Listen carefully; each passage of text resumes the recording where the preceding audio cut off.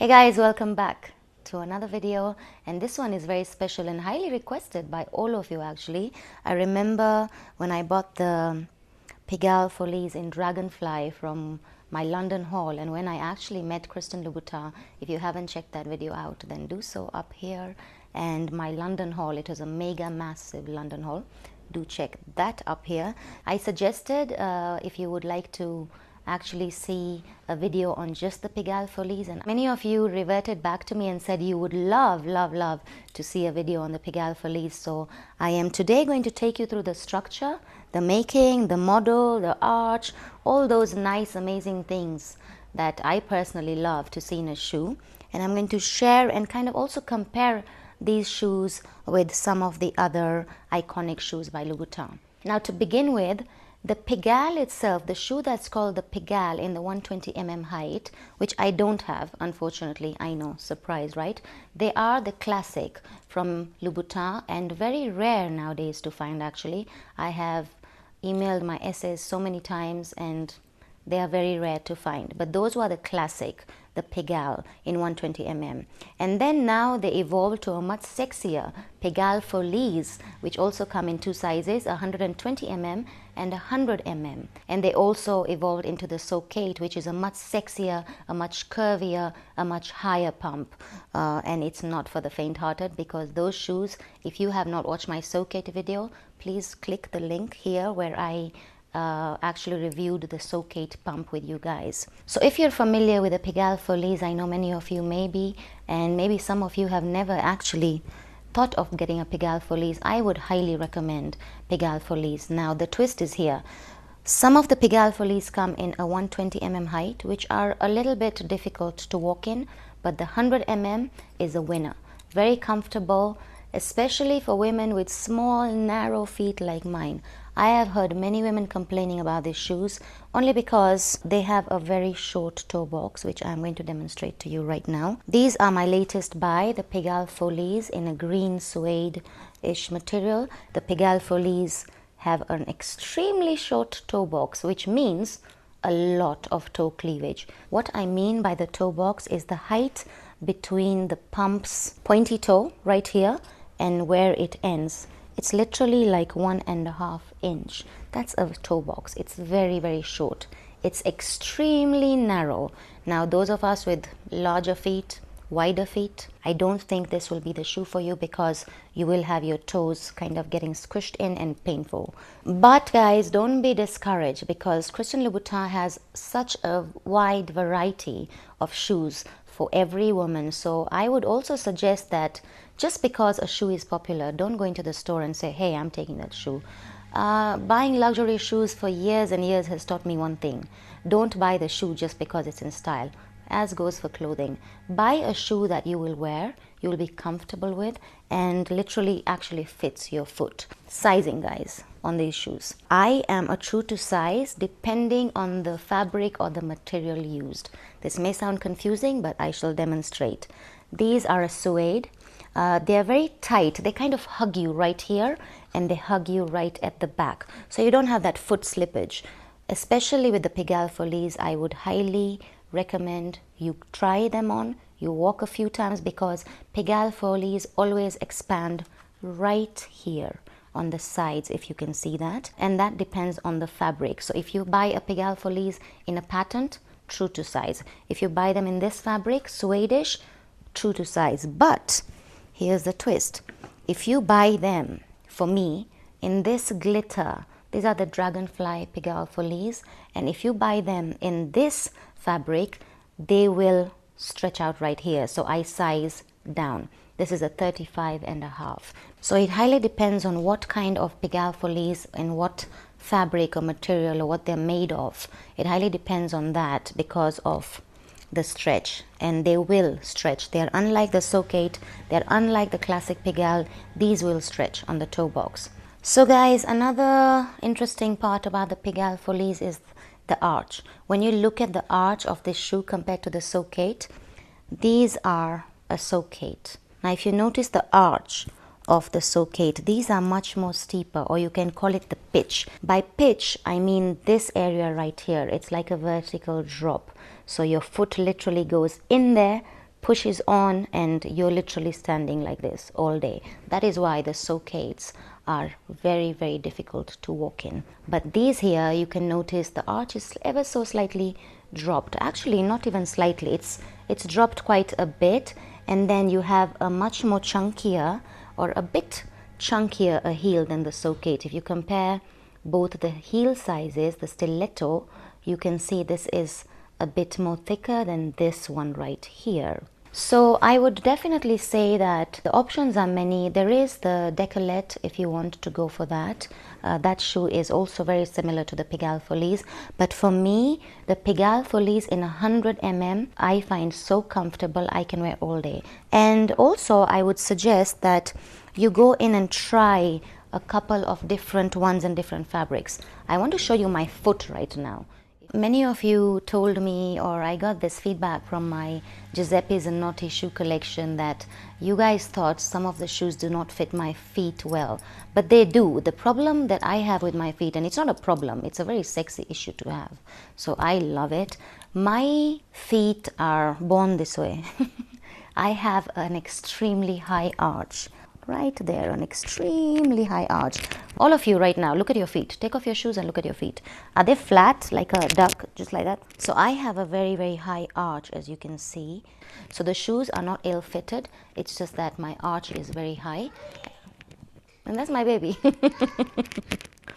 All right, yeah. I'm going to demonstrate with a socate right now how the shoe fits. So this is a socate, guys. Do you see? It doesn't mean the shoe is not fitting.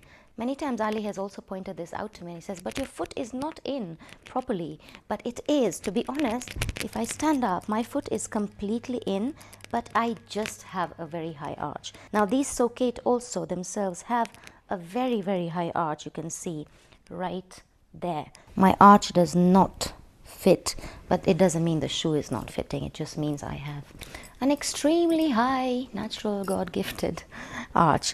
Now for comparison purposes, guys, I am going to put on a Pigalle Follies so you can compare these two toe boxes. Now guys, I'm comparing these two styles of pumps.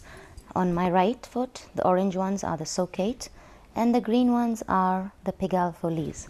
You can see that you have lots more toe cleavage here. In fact, someone who does not know anything about the Pigalle Follies would easily, bash me and say I'm wearing a shoe that is too small for me. That is not the case. These are true to size 36, and that is the toe cleavage. I'm going to stand up so you can see better. You can see how the shoe is cut more toe cleavage on the left and a little less because of a longer toe box right there. If I turn to my side, you will see the pitch is lower, so very comfortable to walk in. If you have bigger feet, the sides are going to hurt like hell because of this area right here and this area right here. These areas, especially on the socate, hurt a lot if you have bigger feet. That's why I said I do recommend you go in and pick another style if your foot is larger. If I turn around, you can see exactly what I mean by the two separate heel heights. You can see the one on the right is taller, slimmer, and the one on the left is dropped slightly at 100 mm, and what I'm wearing on my right is a 120 mm. Okay guys, so the very obvious differences first up are the toe boxes. I already explained what a toe box is. It is this area right here. You can see this Pigalle Follies, this is the Pigalle Follies and this is a socate. Very short toe box, narrow, and this one's toe box is longer. So a lot more toe cleavage here than on the socate. Let's turn these shoes around like this and you will see the pitch or the arch, whatever you want to call it.